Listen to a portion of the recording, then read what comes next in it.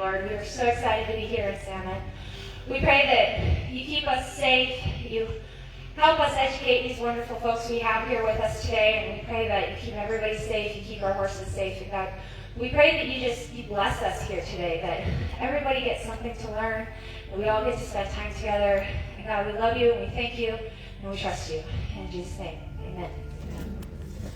All right, so if you are signed up with the youth and you're a little kid, please go ahead. You're going to go ahead and go with Lauren here.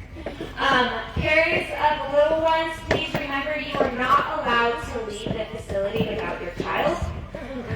We care about your children, but we don't want to be responsible for your kids. Okay? All right, thank you. Go ahead, kiddos. Have fun.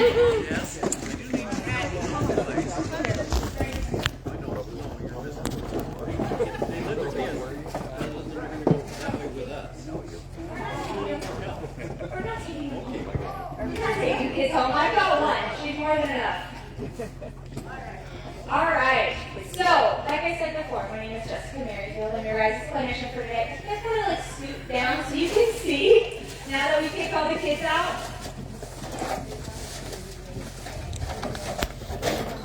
Come on, don't worry, we'll fight. We'll work today.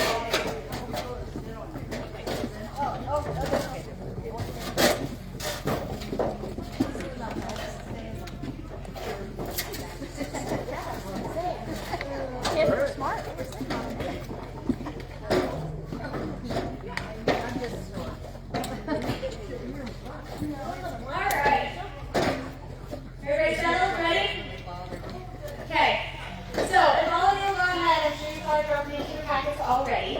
In there is a book that I've written, which is called Bridles and Bibles, and a packet. Okay? If you've had the chance already, go ahead and look through it real quick. We are going over this entire book today. So I'm going to give you a lot of information. Now, I do not expect you to remember it all, but that's part of the reason that you have the book and this packet is so you can go back over it and hopefully take time to just chew over it over the next couple of years. That's what I've done. I still chew on it regularly, I promise. So, as we get started, I want you guys to understand something really, really quick. Horsemanship, and what we like to call Godmanship, is like a puzzle. This puzzle is your job to put together. It's my job to give you pieces, and my hope that today I get to give you the corner pieces to help you really set up a foundation for what you're doing. This foundation is something that my husband and I use.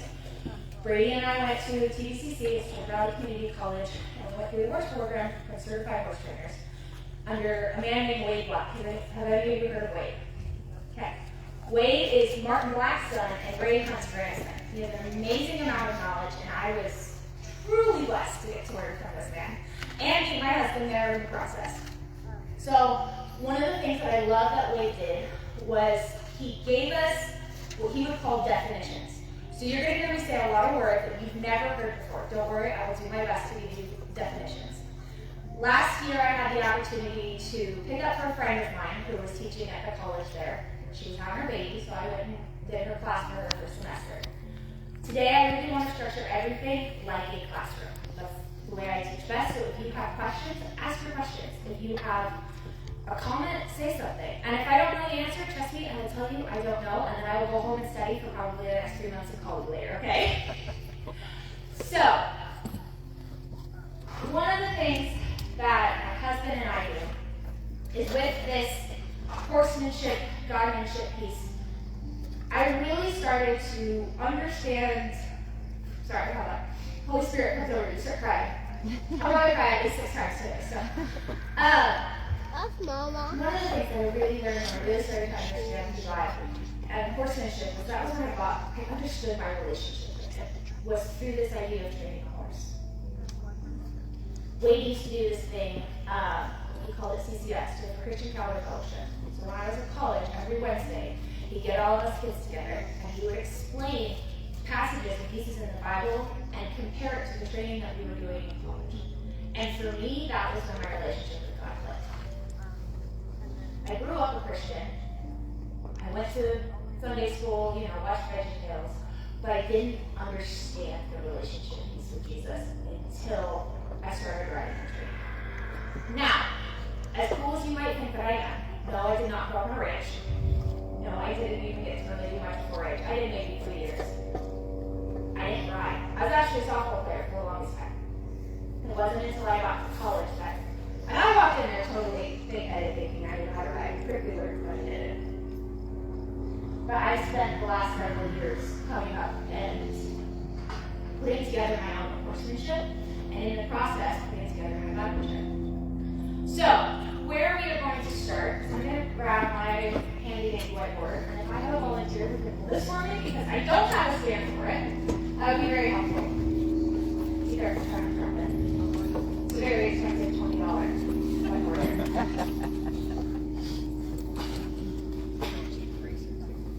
I know, right? I got the dollar store. Okay, so if you look in your book here, and if you look at your pamphlets, if anybody wants, there's an extra piece. If you did not buy a packet, there are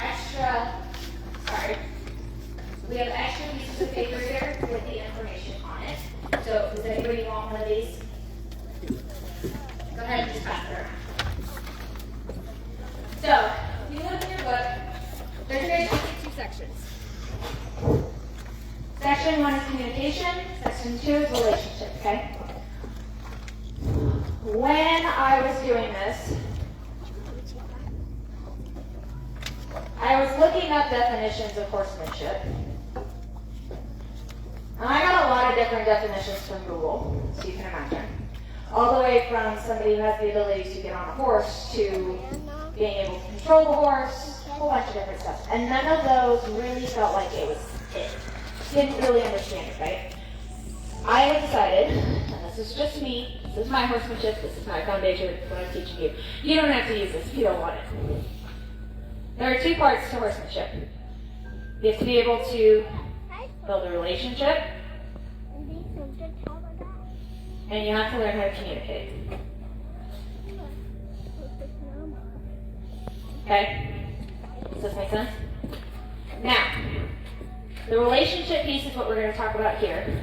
Communication piece is going to be what we're going to do in the arena today.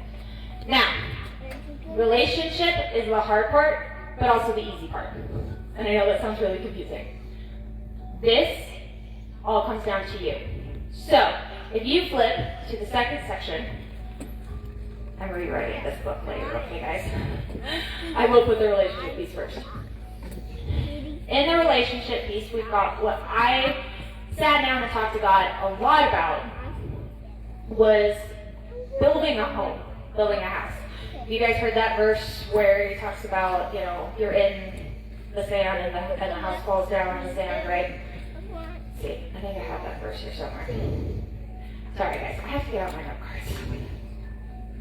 Unfortunately, I don't get to be the pastor who sits there and has all of their notes in front of them, so I just pick around these tiny little note cards that I've got. Nope, I didn't put it on there. Never mind. So, as we start building this house, we're going to build it a little wonky, so if any of you are house builders or construction workers, please don't hate me. The easy part starts with building the foundation, right? Now, why we're doing this, and why we're building our relationship this way, and why we're doing it with you, is because you're the only part of the relationship that you have any control over decisions, okay? And sometimes that really, really, really sucks. I know I have a buckskin horse at home. His name's Simba. Great horse. Tons of anxiety. Oh my goodness. And I've been working with him for like past 5 years. But I learned more about myself from that horse than anyone else, any other horse I've ever owned, ever touched. Even the horses that I communicate with better, that I like better, that horse has taught me the most about myself because I had to change me in order to change him. Does that make sense? So, we're going to start off with the foundation. Now, the foundation of your home is the easy part. I'm sure you've all heard it. You build your foundation on God, right? Now, when a couple of years ago, probably like 5 or 6 years ago, I used to work at a feedlot and I rode pens, cowboy, which is real cool. I broke my pelvis, got back off with my really good mare because she had a thing in her chest that was out that I didn't know about.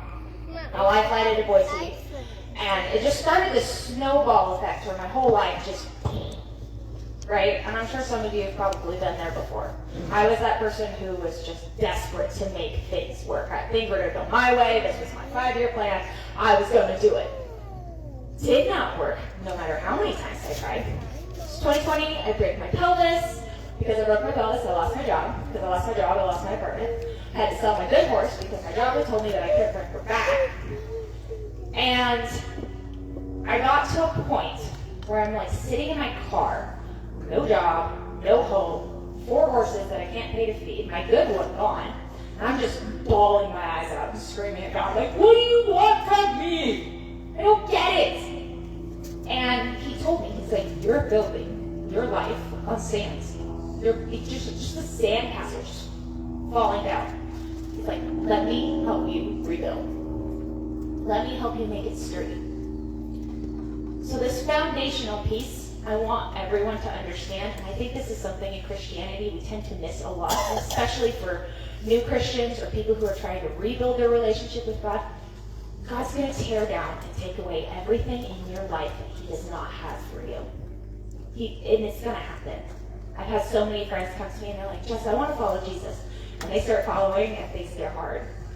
When they call me and they're crying and they're like, I lost my friend, I lost my parent, all this stuff. And I told them, I'm like, yeah, that's what's going to happen. Whenever I start a horse or I work with a client horse or something, I'm always starting from the foundation. Every single time. I don't care how broke the horse is. I'm going to tear it apart and make sure that everything needs to be there. And I always tell my clients, it's going to get worse before it gets better. So, this part is hard. Because if you already have a house set up and it's not on God, he's going to come along, he's going to tear it down, and it's going to hurt, and it's going to suck, and you're not going to like it. But you can't have a home on a cracked foundation, right? So, your foundation here has to be built on God. It has to be built on your relationship with God.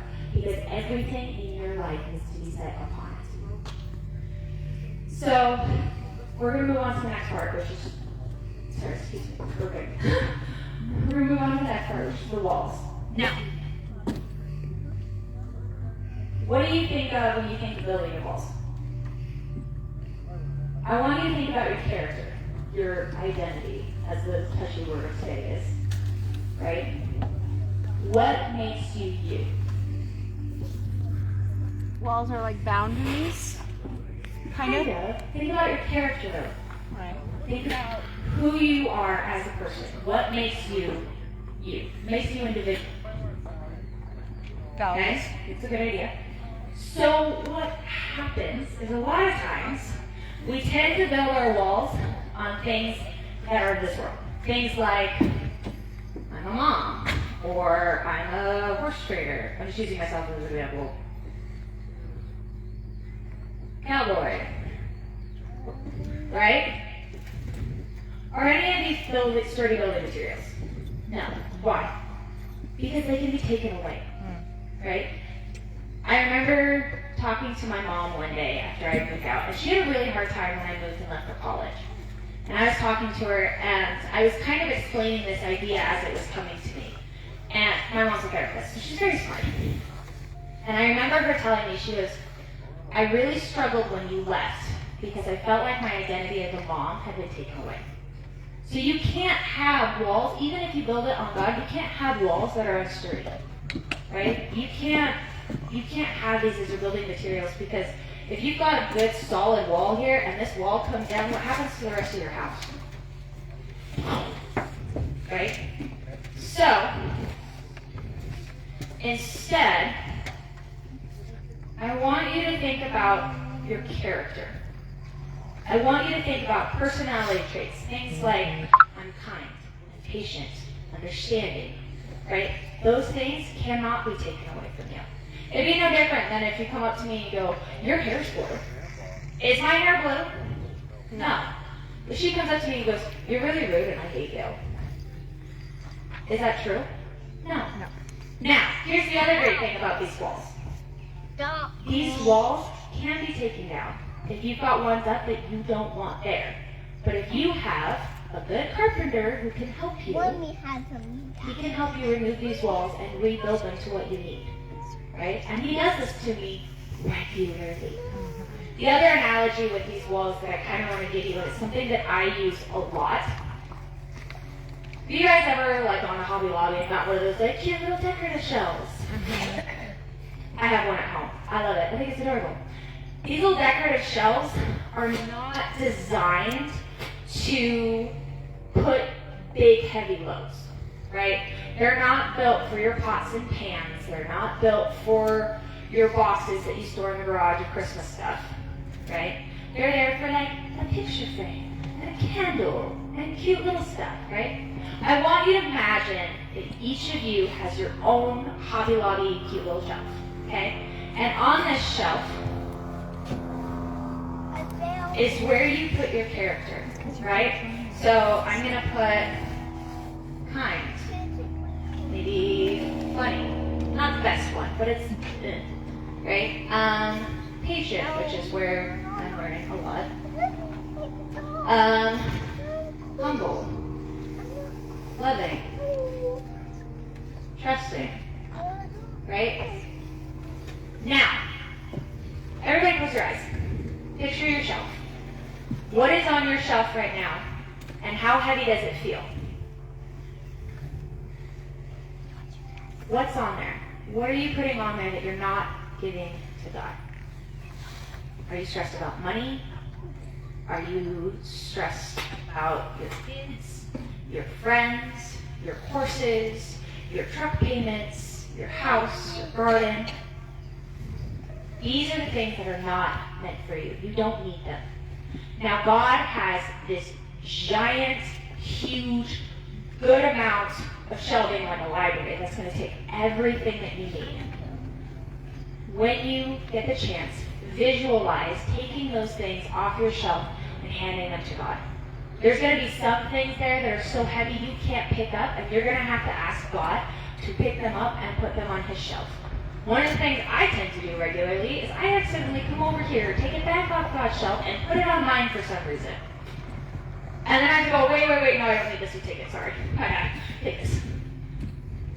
And that's okay. I don't care how many times you take it down off the shelf. This is about practicing and making sure you remember to take it off the shelf and put it back. And only leave the things that you want to build your walls out of. Your character, your personality. Because these things cannot be taken away from you. They will make sturdy building material. Right? Okay. Let's move on. Okay. The next part, and this is where all the construction workers are going to hate me. We are going to talk about decorating your house already. Even though there's not a roof, it's okay. Now, this is where you get to put the things of this world. Okay? This is where I get to put I'm a mom, or a cowboy, or a wife, whatever, right? Now, why do you think that I put these things inside the house? Anybody? They are important, but they're also flexible. How many times have you redecorated your home? Styles change, you want the nice stainless steel fridge instead of the old crappy one that you bought at the garage sale when you were 25. Right? Mm-hmm. And that's the beautiful part about this, is you can change it, right? And the other thing too is if, I've got this big cow picture at home. Say that's my mom picture, right? I'm a mother. Someday when my daughter grows up and leaves, that picture might fall off the wall, or God forbid anything happened to her. A picture falling off the wall is not going to tear down your house. Your whole world will not fall apart because your foundation is set and your walls are set, right? I know for me personally how many different times I tried to make things work. I wanted to be a cowboy so bad. And I don't say cowgirls, every time I think of cowgirls I think keep pink boots. I'm not weird, I promise. But that was my thing. For a really long time, I wanted to be the hideous cowboy I could be. And then all of a sudden, I wasn't a cowboy anymore, especially when I became a mom. I'm a stay-at-home mom. My husband's the one who gets to go out and chase cows most days. And I wanted this cowboy thing so stinking bad. And then I realized, man, I'm really idolizing this way too much. I don't need to be a cowboy. I don't need to prove that I'm handy. The truth is, guys, I am still relearning how to ride after having a baby. I probably don't ride that great. I used to ride a lot better. And I know a lot of my friends, people who've had kids, who've been in wrecks, who've gone through injuries. This is really, really hard, letting go of that identity piece. But that's just the point. Just let it be in your house. Because not only is it now protected by your character, the walls of your home, but it's also setting on the foundation of God. You've got a sturdy place to set it. It's inside, it's out of the rain, it's taken care of. Right? And that leaves you open and freely to love the things that you put inside your home. Love being a mom, love being a wife, love being a cowboy or a trainer. Someday, like, who knows, maybe I'll decide I don't want to ride horses anymore. I'm so tired of this. And I decide I want to ride motorcycles. I can easily just take this out and change it, right? Let it float. Good. Okay. The next part we're going to do is the roof. Okay? Now, this is the easiest and the hardest part about this. Truthfully. I know you're probably like, well, what about the other pieces? Those are hard. This part's really difficult, and it's going to probably make some of you hurt a little bit. So I hurt your feelings and fall. Sorry. Now, the roof is love. And you think about it, and you're like, oh, well, it's really easy to love. I love other people. I love my kids. I love my husband. I love my wife. But do you love yourself?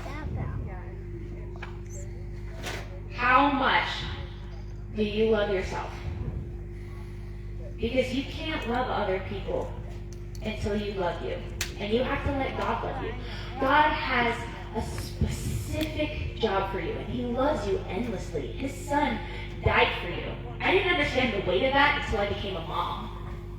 I cannot imagine my daughter hanging on a cross. I could never do it. And that's how much He loved us. And He loves you. He made you exactly the way that you are for a reason.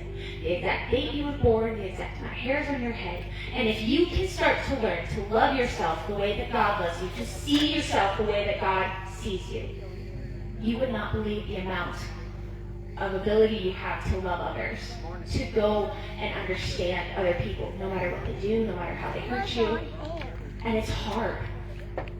This is why it's one of the easiest, because it's easy to understand, but to execute it, after becoming a mom, okay, I got pregnant, my daughter was ginormous, I gained a bunch of weight, I was like 230 pounds at the end of my pregnancy.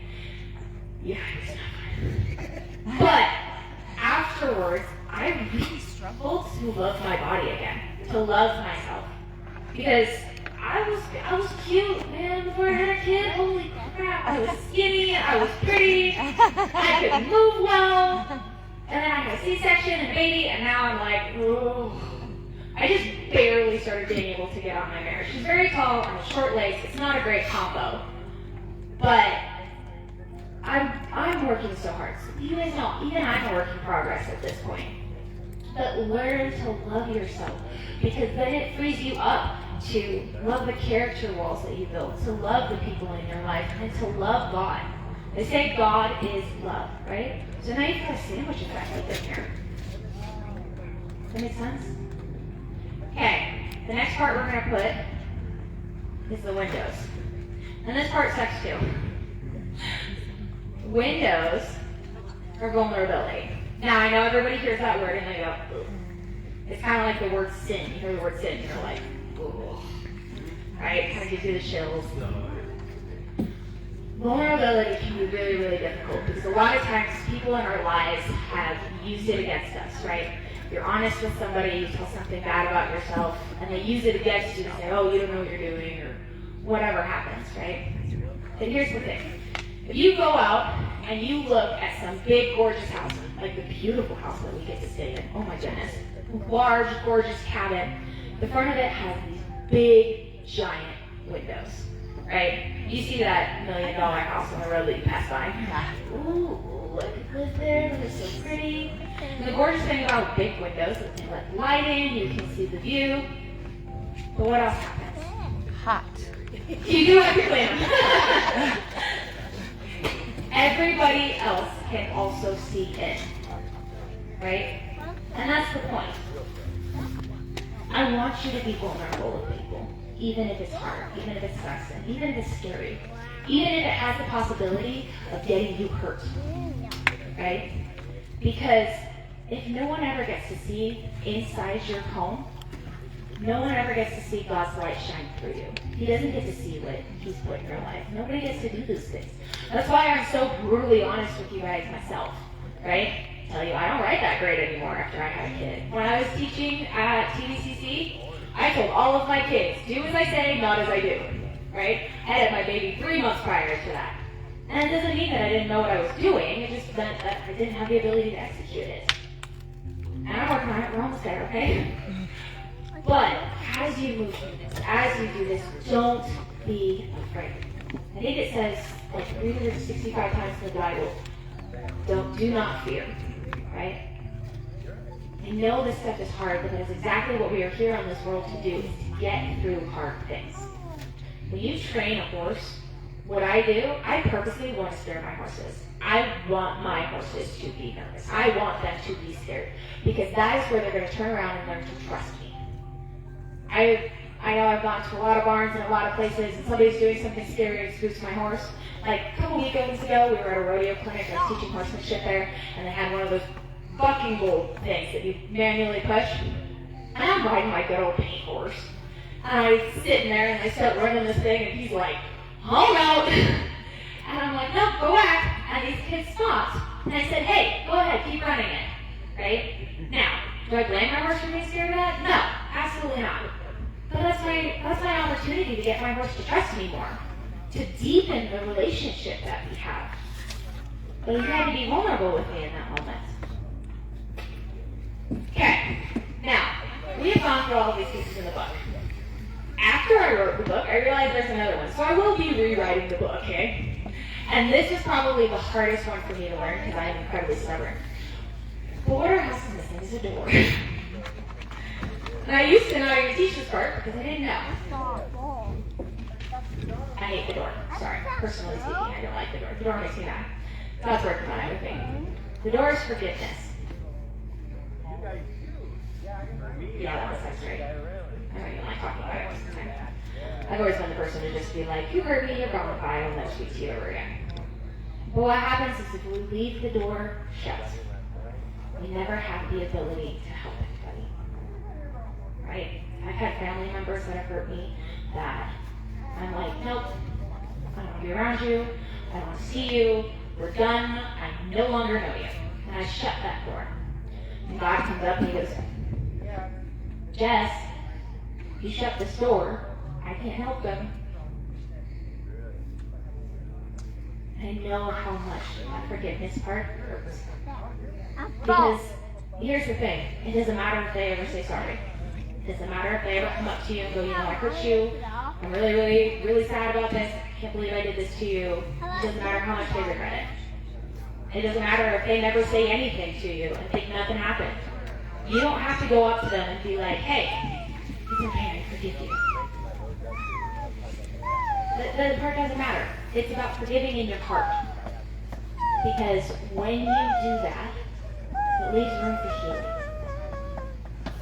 Now, as we push forward, this is your personal foundation.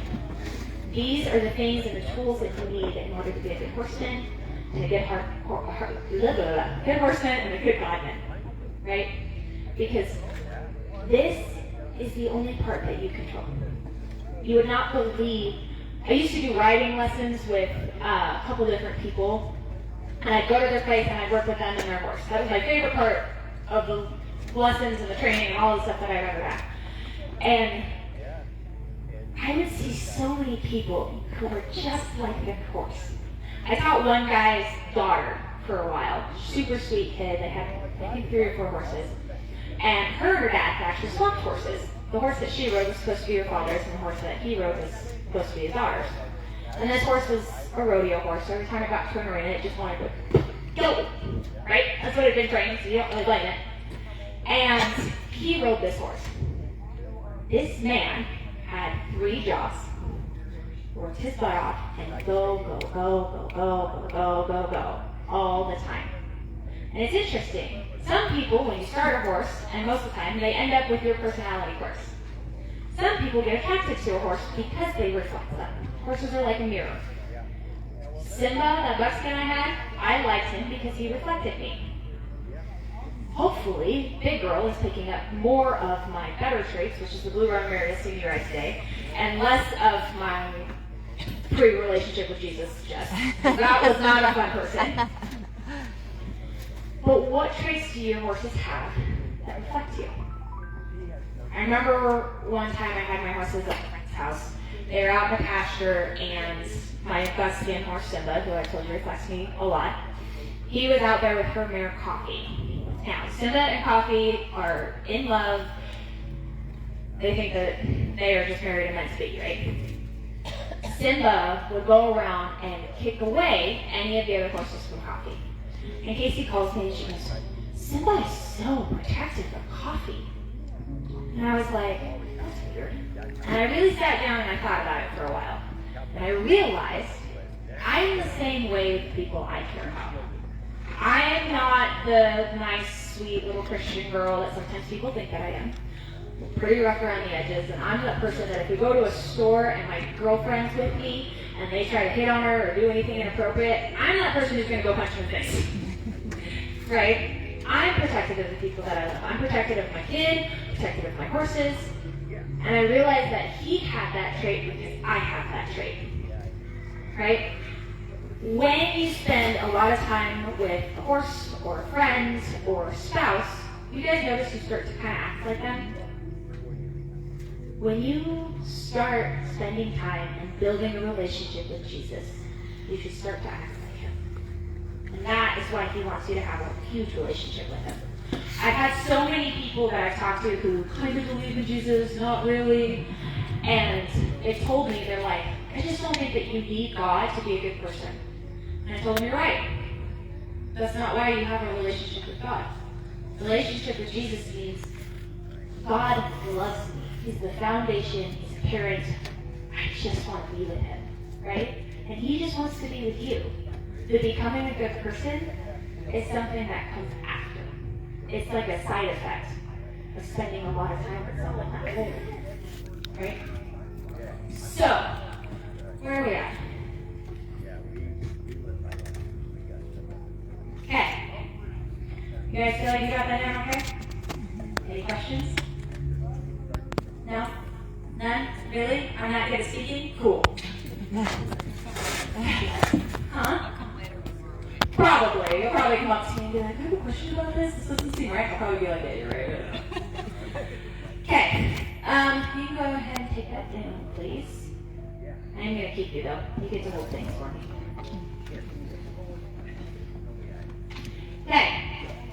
How many of you guys have ever heard of Joaquin Tufreno? Joaquina Tufrenos. You heard? Yeah. I saw you right today, Horse and Hack more. I figured you had. Joaquina Tufreno is a style of training that originated in Spain, Mexico. That's where you get the term vaquero. Vaquero is someone who's basically Mexican Spanish version of a horseman, right? It's also where it kind of grew from Buckaroo. You kind of heard the language change, vaquero, Buckaroo. See? This style of training, a lot of times, especially for people who don't understand it. The speakers just said. A lot of times people look at it and think that it's very, very harsh. How many of you guys ever heard that the horse doesn't listen, you put him in a bigger bit? No? Oh, common? Yeah. Right? No. Joaquin Tufreno goes with the opposite. Yes? We didn't hear the question about the bit.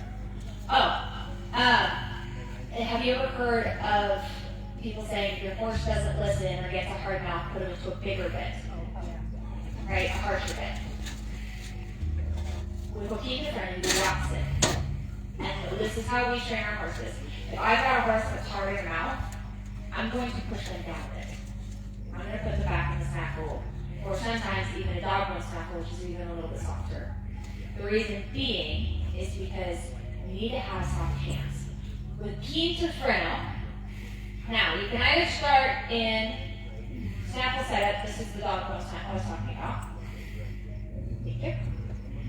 Or a hack more. Now, there's some controversy about which one you really start in. With traditionalists, you start in a hack more. You never put a bit in their mouth until it's right bit. I've started horses and staffed bits. Now, I've also done the cow rider, cow puncher way, which is where you move into different kinds of things. Hello? Did I die? Oh. There's batteries in the gray box that says sound equipment right there. Sorry guys, my battery's died. 1 second. I kind of figured it would, but it was halfway, so I wasn't really sure. At least I was prepared to throw batteries.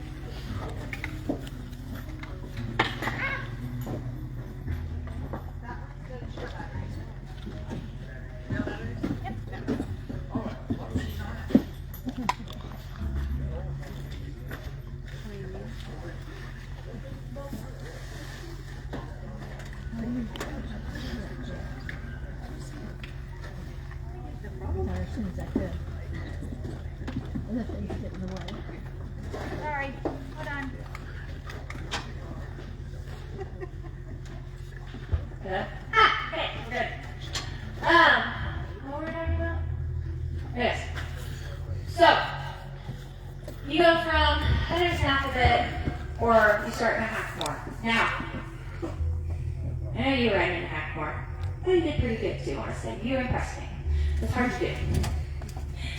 You guys can all see this.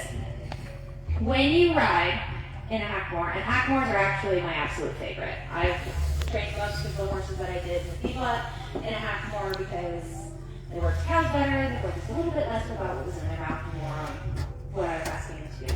But the reason I love a hackmore is because it makes you have to be a better rider.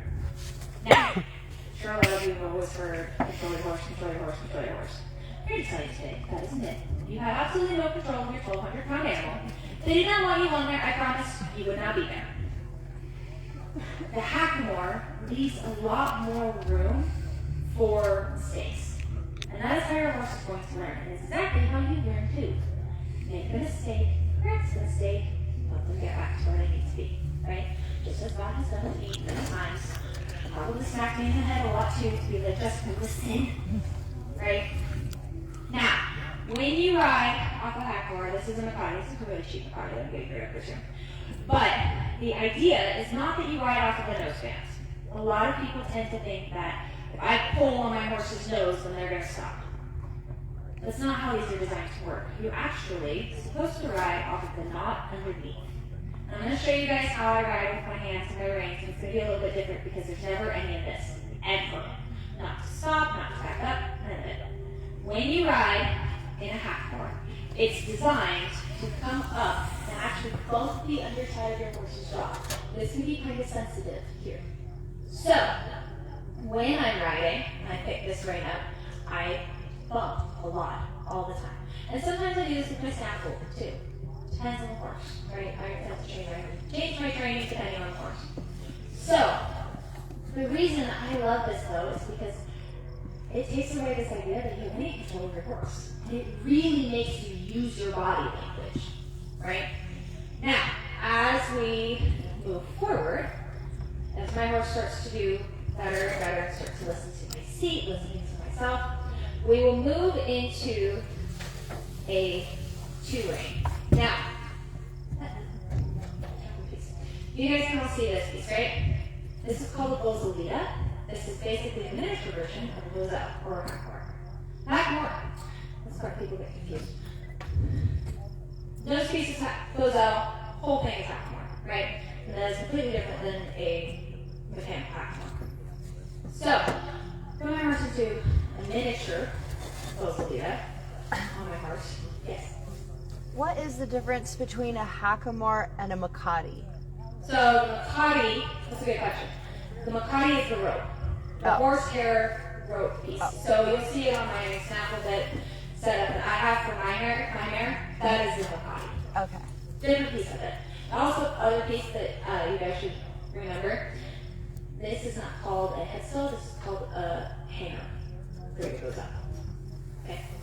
So, as I said before, when you move up into the bridle, the next step is what we call a 2-ring. If you look at the front of your book, there's actually 3 horses in every single progression of this piece. Okay? Now, this part takes a little bit of work because you have to learn how to ride with 2 different rings. But the idea is that you touch your boselle first and slowly over time start to use your bit more. Now, there are different kinds of bridle bits.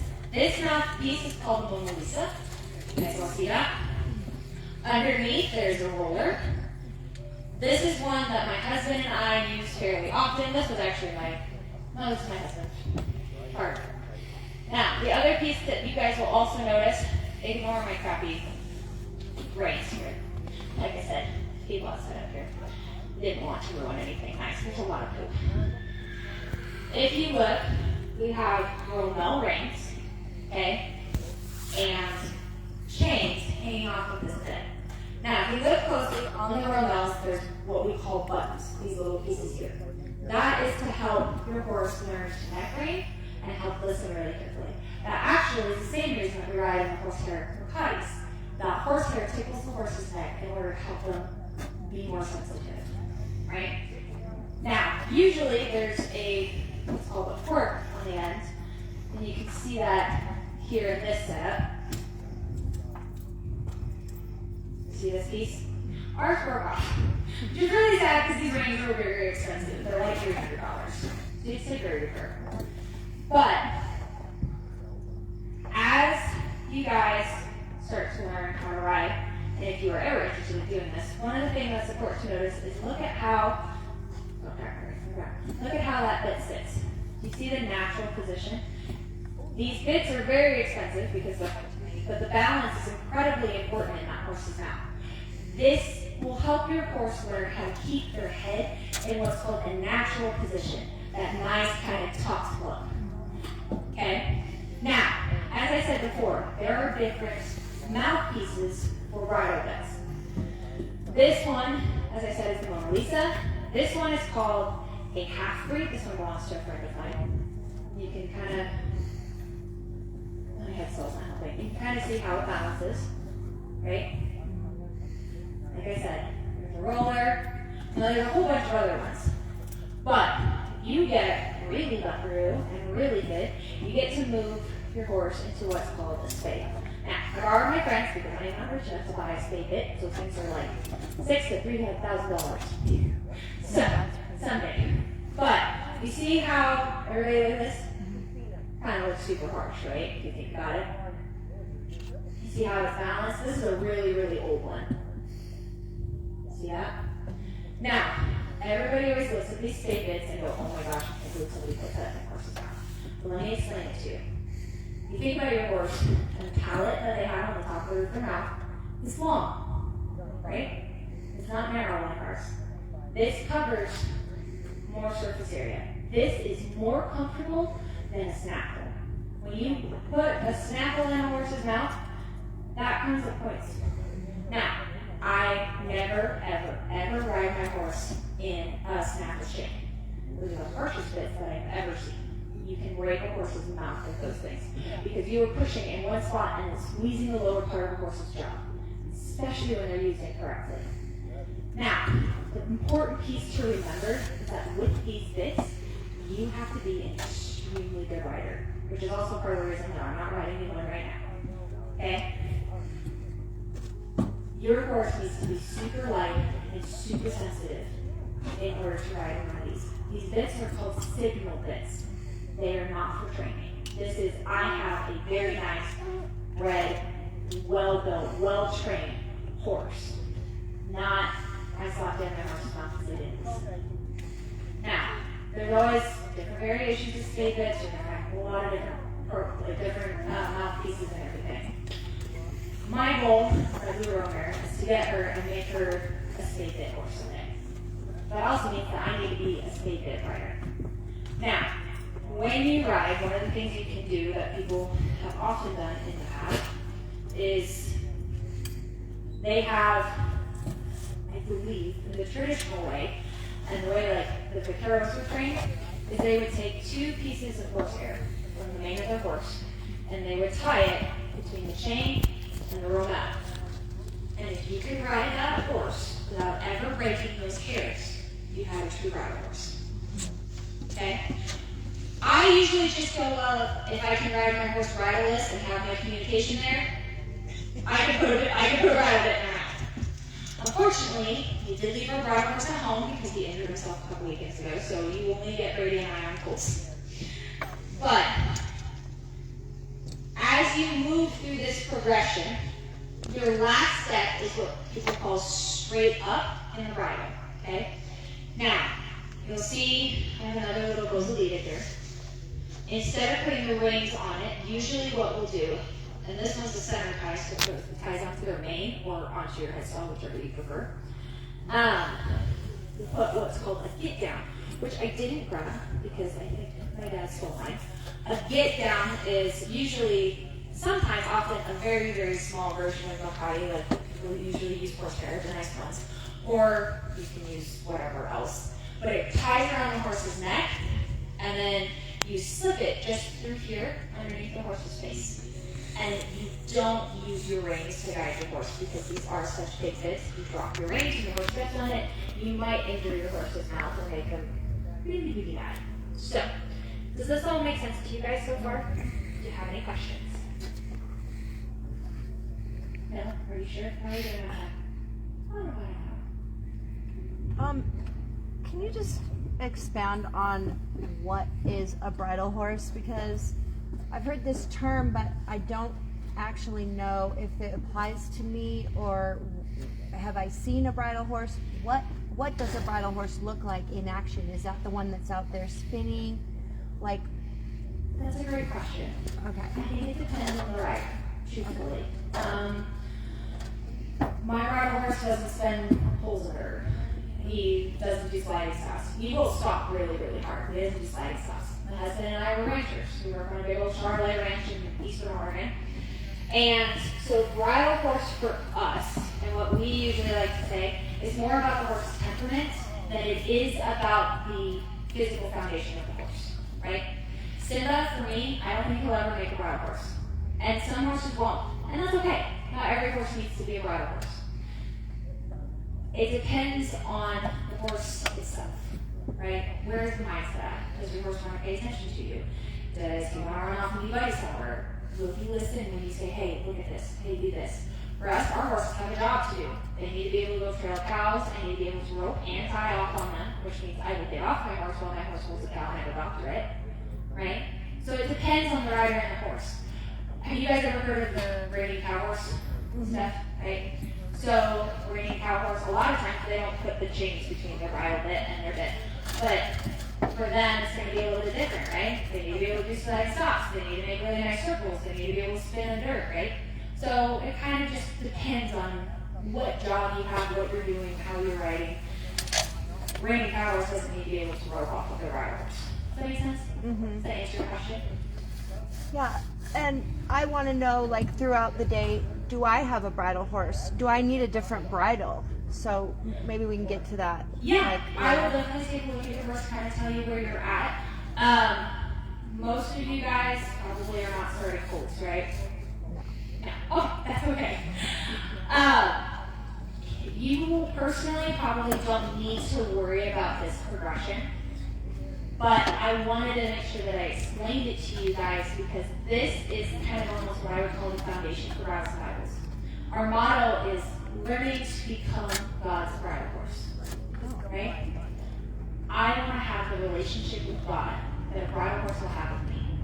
I want to be able to listen to him in the bridle bit to where he just barely has to pick up those reins, where he just has to shift his feet, just move his hips a little bit, and I'm like, hey, that's the direction that we're going. I want to learn how to listen to God as carefully as possible, to have the best relationship with him as possible. This isn't easy, okay? Learning to listen, it's hard. And I have a lot of people and a lot of friends who come up to me all the time, and they're like, Jessica, I just don't hear God. I can't hear him. I don't see him. And I'm like, dude, that's fine. It's okay if you don't hear him. It's okay if he's not right in your ear. The reason being is because this is a feel thing. You have to be able to learn how to feel God, and that's going to take time. It takes practice. It took me a ton of practice. First time I thought I heard God, I seriously thought I was going crazy. And it's hard, because sometimes you can't tell if you're talking to yourself or if you're talking to Jesus. But when you're starting a colt, when you're starting a horse, they don't hear you. They're learning how to listen through your body, right? And they're not going to hear you. They're going to be like, my buddy's over there, and I'm going to die without him. I got to go that way, dude. And we do the same thing, right? One of the things that I always talk about, I'm going to kind of go off a little bit of a tangent here, but we'll probably talk about it again later, is there's 3 pieces to a horse, okay? Or what Wade would call 3 driving factors: comfort, companionship, and self-preservation, right? Comfort. I want to go back to my stall. I want my food, my pasture. Companionship. I'm a buddy sour. I cannot leave with that mare, right? And then self-preservation. Oh my God, the body's gonna kill me, right? Funny thing is that we tend to do the same thing, right? These are things that we tend to build our walls off of. I'm looking at comfort. I'm like, man, I had a bad day. I'm gonna go home and eat a whole tub of ice cream and drink a bottle of wine, right? Or maybe I don't want to leave my room. I want to stay in here because this is safe. Or I don't want to leave that job because I know this job, even though I feel God's tugging on me to go somewhere else. Companionship, a lot of times we go, oh, well, I'm Merrifield, therefore I know everything. I come from a prestigious family. Or maybe even, this is my best friend, therefore I'm cool, and nothing can separate us. She is very cool. We're going to give her a round of applause for putting up on her back. And then the last one, self-preservation. This one can be really, really hard. Sometimes I see people go, oh, I had cancer. I'm a cancer survivor. I'm a rape victim. I'm this, I'm that. And it's something we can't ever let go of and move past. Or they're too scared to. Right? God is going to work on these things with you. He's going to find out where your, what we call magnets or poles are. And he's going to work with them. And he's going to go push you in that uncomfortable position. And you're going to be like, I don't want to be here, I don't want to be here, I don't want to be here. And sometimes that uncomfortable position isn't even where you're meant to be. Something my husband and I have figured out is that when we get into a situation where we're like, oh my gosh, this is not working out, this is not what we thought, it was never about being there for some reason. It was about our heart posture. It was about changing something in us, which also kind of goes to my next monthly meetings, which is going to be temperament versus foundation. But when God's trying to work with you, most of the time it has nothing to do with moving you to the next step. It's not about buying a bigger house, or getting you a better truck, or buying you a nicer horse. The situation that you're in, he's trying to change you. He's trying to change your heart. He's trying to change your temperament. Temperament for me is always, always, always over foundation. I'm going to tell you a story. When Brady, a couple months ago, Brady and I were trying to worm our horses. Now, the blue roan that you guys see today, my mare, she's Hancock bred. She's an amazing horse. She's very cool. But if you've ever been around Hancock, they are incredibly smart. It's more like training a mule. You can't mess up. My husband's there, and we're trying to worm our horses, right? And she's like, nope, nope, nope, not gonna happen, right? And Brady's just trying to get the job done. That's the whole thing. She need to get this in here. She need to get this in here. And I told him, I was like, honey, why don't you teach her to put the tube in her mouth first? And he's like, oh, okay. 5 minutes later, worming was done. Because we focused on her mental, we focused on her temperament, teaching her something instead of trying to get something done. Wade used to always talk about in college about you work with a horse, and sometimes you have to sacrifice the foundation for the job, and sometimes you have to sacrifice the job for the foundation. And this is huge for anybody who's like us, who goes out and works and ranches and stuff, right? Brady and I, as much as we would like to, we don't get nearly as much arena time because there's no arena around Penn at our house. My horse was started in a pasture. And the arena is usually where you get to work on the foundation, getting the correct movements, teaching them to move right, getting their muscles built up, right? Arena riding and cowboy riding, 2 different things. It's like, arena is more like bodybuilding, and cowboying is like, right? And so our horses, pretty good cowboy horses, you stick them in an arena and sometimes they fall apart. This happened with our good boy Sloth, who was on our shirts over here that you'll see. He's our nice bridle horse that I didn't get to bring. And I took him to what was the Idaho Horse Expo, put on a little clinic and stuff, stuck him in this round pen, and there's speakers, and who is supposed to be demonstrating my very nice bridle horse is sitting there going, where are the cows on the grass and sagebrush? I don't understand. Right? And that's because he's always doing a job. He's not ever really doing the round pen stuff, the showing stuff. And we're getting there. We're starting to do that more this year with him. But he's scared, right? And that doesn't mean he's not a bad horse. It just means there's something new, right? And so in that moment, I wish that I could have hear me? I wish that I could have worked on the temperament with him a little bit better, but I didn't get the opportunity because I was in the middle of doing something and I had 15 minutes. So, as you guys work with your horses, I want you to really think about temperament first. Don't worry about looking cool today. Don't worry about whether or not you're buckaroo. Don't worry about what anybody else thinks, because we're all here to learn, even me. Okay? I know that it can be really, really hard to let go of those things sometimes. I know it can be really, really difficult and be like, oh, I gotta look like I know what I'm doing and I don't want people to judge me. Because I know the horse world, people tend to judge all the time. I think sometimes people are more protective over their horses than their kids. And it's probably because they have a lot more money invested in them. Right? We get picky, we want things done a certain way.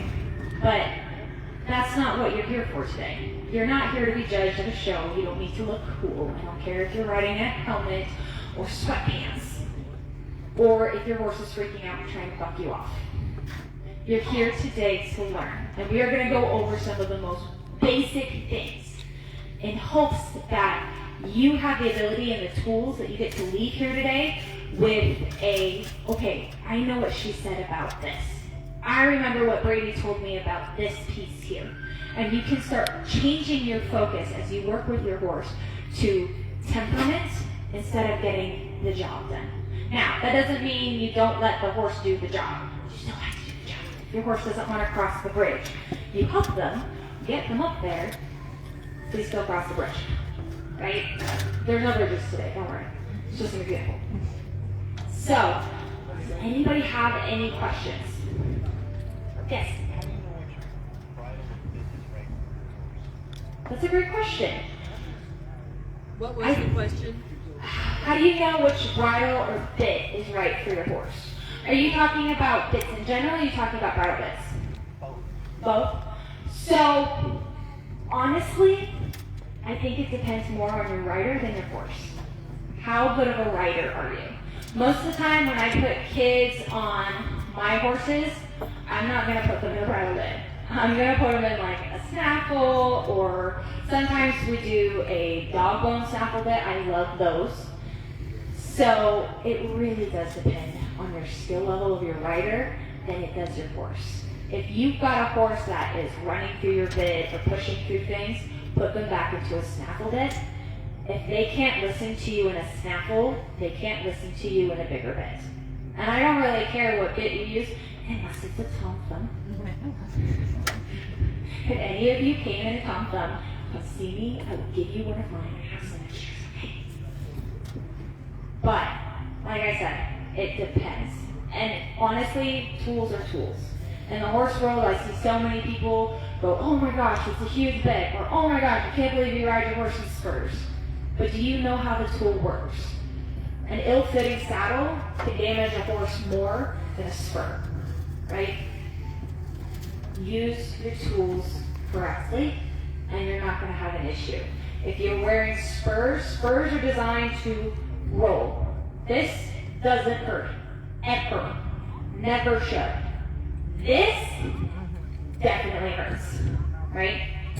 So it depends. Do you know how to use your tools correctly? Do you know how to ask your horse for what you need?